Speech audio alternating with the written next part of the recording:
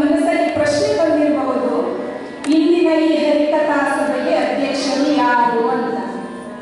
ಲೋಕ ಅಧ್ಯಕ್ಷನಾಗಿರುವ ಆ ಭಗವಂತನ ಕಥಾ ಪ್ರಪಂಚಕ್ಕೆ ಬಂದಿರುವ ನೀವೆಲ್ಲರೂ ಇಂದಿನ ಈ ಸಭೆಯ ಅಧ್ಯಕ್ಷರು.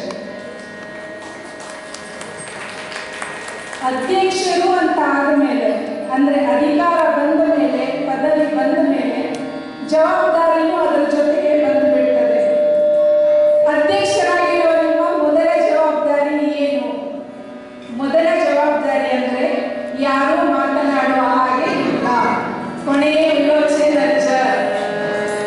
ನಿಮ್ಮ ಇಂದಿನ ಎರಡನೆಯ ಜವಾಬ್ದಾರಿ ಕೊನೆಯ ಹುಟ್ಟೊಲೊಚ್ಚೆ ರಜ್ಜ, ಯಾರೂ ಎದುರು ಹೋಗಬಾರದು.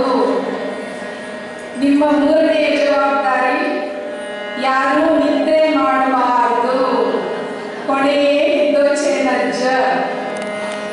ಒಂದು ವೇಳೆ ನೀವು ದೃಢ ಸಂಕಲ್ಪವನ್ನ ಮಾಡಿಕೊಂಡು ನಿದ್ರೆ ಮಾಡ್ತೇನೆ ಅಂತ ಹೇಳಿ ನಿದ್ರೆ ಮಾಡಲಿಕ್ಕೆ ಶುರು ಮಾಡಿದ್ರೆ ದಯಮಾಡಿ ನಿದ್ರೆ ಮಾಡಿ, ಆದರೆ ಗೊರಕೆ ಮಾತ್ರ ಹೊಡಿಬೇಡಿ.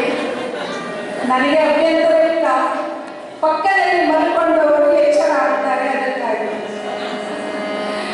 ಆದರೆ ಅನಂತ ನಗರದ ನಿವಾಸಿಗಳು ಅಥವಾ ಹರಿಕಥೆಯನ್ನ ಕೇಳಲಿಕ್ಕೆ ಬಂದಂತಹ ಭಕ್ತಾದಿಗಳು ನೀವೆಲ್ಲರೂ ಹಾಗಿಲ್ಲ.